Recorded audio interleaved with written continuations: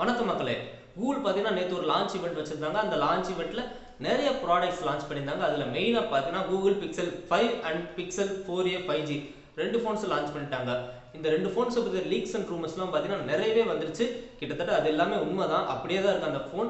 ஆனால் அந்த ரூமர்ஸில் கூட வராத ஒரு சில நிறைய விஷயங்கள் கொடுத்துருக்காங்க. கொஞ்சம் இன்னோவேட்டிவான ஒரு விஷயம் கொண்டு வந்திருக்காங்க. உண்மையிலே சூப்பரான விஷயம் அது. மெயினாக பார்த்தீங்கன்னா ப்ரைஸ் வந்து ரொம்பவே அக்ரெசிவாக கொடுத்துருக்காங்க. இது ரெண்டுமே ஃப்ளாக்ஷிப் ஃபோன்ஸ் கிடையாது, இது ஒரு அப்பர் மிட்ரேஞ்ச் ஃபோன் அப்படிதான் சொல்லணும். அந்த இனோவேஷன் என்னன்னா, பிக்சல் 5ல பேக்ல பார்த்தீங்கன்னா அலுமினியம் ஃப்ரேம் கொடுத்துருக்காங்க. இது இனோவேஷன் கிடையாது. அந்த அலுமினியம் ஃப்ரேம் இருக்கும்போது கூட உங்களால் வயர்லெஸ் சார்ஜிங் சப்போர்ட் பண்ணும் அப்படின்னு சொல்றாங்க.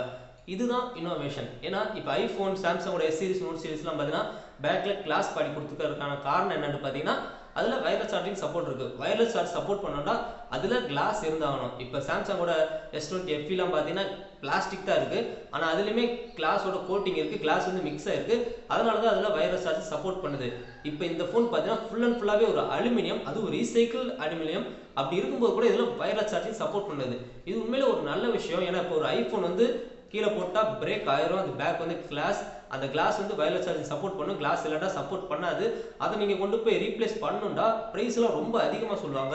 அதுக்கு இன்னொரு புது ஃபோனை வாங்கிட்டு போயிடலாம் நீங்கள் நினைப்பீங்க. நிறைய பேர் அதை ரிப்ளேஸ் பண்ணவே மாட்டாங்க. ஸோ இப்படி அலுமினியமில் வயர்லெஸ் சார்ஜிங் சப்போர்ட் இருக்கும்போது பார்த்தீங்கன்னா பிரேக் ஆகிறது கொஞ்சம் தவிர்க்கப்படும், கொஞ்சம் ஸ்ட்ராங்காக இருக்கும். அது மட்டும் இல்லாமல் இது ஒரு ஃபர்ஸ்ட் அண்ட் ப்ராடக்ட் தான். ஸோ இனிமேல் இதை பார்த்து நிறைய ஸ்மார்ட் ஃபோன்ஸ் வந்து கொண்டு வருவாங்க, இன்னுமே இம்ப்ரூவ் பண்ணுவாங்க. இந்த இனோவேஷன் ஒரு நல்ல இனோவேஷனாக இருக்குது.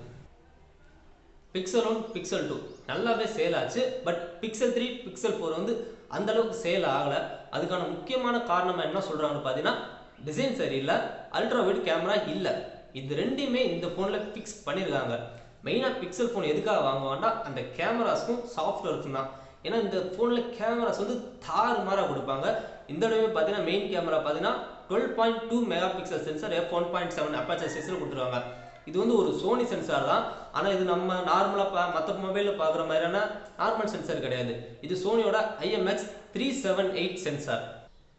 இந்த சென்சார் பார்த்தீங்கன்னா பிக்சலுக்காகவே தயாரிக்கப்பட்டது. பிக்சல் ஃபோன்ஸில் மட்டும்தான் பார்க்க முடியும், வேறு ஃபோன்ஸ் எதுக்குமே கொடுக்க மாட்டாங்க. இந்த சென்சார் பார்த்தீங்கன்னா தாறுமாறான ஃபோட்டேஜ் இருக்கும், நல்ல ஒரு கலர்ஸோட நேச்சுரலான கலர்ஸ், நல்ல டீட்டெயில்ஸ், ஷார்ப்பான ஃபோட்டேஜ் இருக்கும்.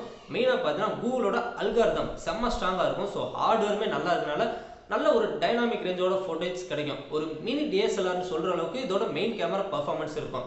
ஆனால் இந்த தடவை பார்த்தீங்கன்னா ஒரு 16 மெகா பிக்சலுக்கான அல்ட்ரா வைட் சென்சாருமே கொடுத்துருக்காங்க.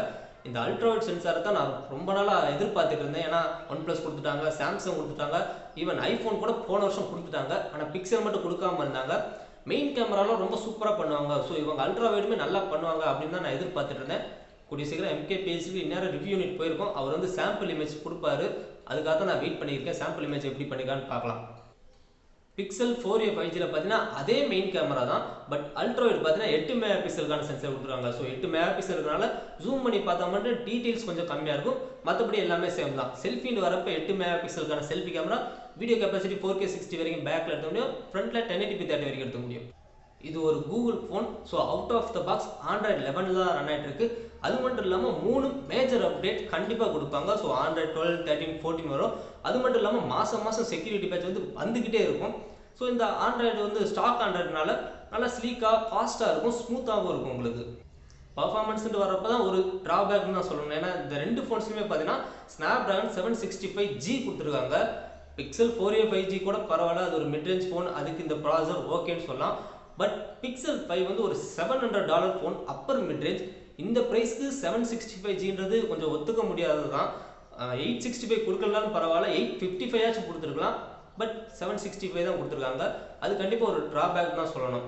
இந்த ப்ராசர் வந்து 5G கேப்பபிள். ஸோ ரெண்டு ஃபோன்ஸுமே பார்த்தீங்கன்னா 5G சப்போர்ட் இருக்குது. UFS 2.1 ஸ்டோரேஜ் டைப்புமே கொடுத்துருக்காங்க. டிஸ்பிளே வரப்போ பிக்சல் 5ல பார்த்தீங்கன்னா 6 இன்ச்சுக்கான OLED டிஸ்பிளே கொடுத்துருக்காங்க. ரெசல்யூஷன் பார்த்தீங்கன்னா 1080p தான், full HD plus 90 Hz refresh rate கொடுத்துருக்காங்க. HDR10+ சப்போர்ட் இருக்குது. கார்னிங் Gorilla Glass 6 ப்ரொடெக்ஷனுக்காக கொடுத்துருக்காங்க. டிஸ்பிளே பார்த்தீங்கன்னா பஞ்சோலோட கொடுத்துருக்காங்க. டாப் லெஃப்ட் கார்னரில் இருக்குது. பெசில்ஸ்லாம் தின்னாக கொடுத்துருக்காங்க. டிசைனுமே பார்க்குறதுக்கு நல்லா தான் இருக்குது. என்ன கேட்டால் பிக்சல் ஃபோன்ஸ்லேயே ஒரு நல்ல டிசைன் இதுதான் சொல்லுவேன். இந்த பக்கம் பிக்சல் 4a 5Gல பார்த்தீங்கன்னா 6.2 இன்ச்சுக்கான OLED டிஸ்பிளே கொடுத்துருக்காங்க. அதுலேயுமே 1080p தான் ரெசல்யூஷன். ஆனால் ரெஃப்ரெஷ் ரேட் பார்த்தீங்கன்னா வெறும் 60 Hz தான் கொடுத்துருக்காங்க. HDR சப்போர்ட் கூட இருக்குது. ப்ரொடெக்ஷனுக்கு கார்னிங் Gorilla Glass 3 தான் கொடுத்துருக்காங்க. ரெண்டு டிஸ்பிளேயுமே OLEDன்றனால ஆல்வேஸ் ஆன் டிஸ்பிளே ஃபங்க்ஷன் கூட கொடுத்துருக்காங்க. பேக்ல பார்த்தீங்கன்னா ஆல்ரெடி சொன்ன மாதிரி பிக்சல் 5ல அலுமினியம் ஃப்ரேம், சைட்லேயே அலுமினியம் தான். பட் பிக்சல் 4a 5Gல பேக்லையும் பிளாஸ்டிக், சைட்லையும் பிளாஸ்டிக் தான். பேட்டரி கெப்பாசிட்டி வர்றப்ப பிக்சல் 5ல பார்த்தீங்கன்னா 4080 mAh கொடுத்துருக்காங்க. பிக்சல் 4a 5Gல பார்த்தீங்கன்னா 3885 mAh கொடுத்துருக்காங்க. சின்ன ஸ்க்ரீன், அதுவும் இல்லாமல் ஸ்னாப்ட்ராகன் 765G தான் கொடுத்துருக்காங்க. ஸ்டாக் ஆண்ட்ராய்டோட வரப்ப பேட்டரி லைஃப் ஓரளவுக்கு நல்லா கிடைக்குன்னு சொல்லலாம். ரெண்டு ஃபோன்ஸ்லுமே 18 வாட்க்கான ஃபாஸ்ட் சார்ஜிங் சப்போர்ட்டுமே இருக்குது. வேற என்னென்னலாம் கொடுத்துருக்காங்கன்னு பார்த்தீங்கன்னா ரெண்டு ஃபோன்ஸுமே ஃபிங்கர் பிரிண்ட் ஸ்கேனர் பேக்கில் தான் கொடுத்துருக்காங்க. டூயல் ஸ்டீரியோ ஸ்பீக்கர் செட்டப் கொடுத்துருக்காங்க. பிக்சல் 5ல பார்த்தீங்கன்னா 3.5mm ஹெட்ஃபோன் ஜாக் கிடையாது. பிக்சல் 4a 5Gல ஹெட்ஃபோன் ஜாக் இருக்கு.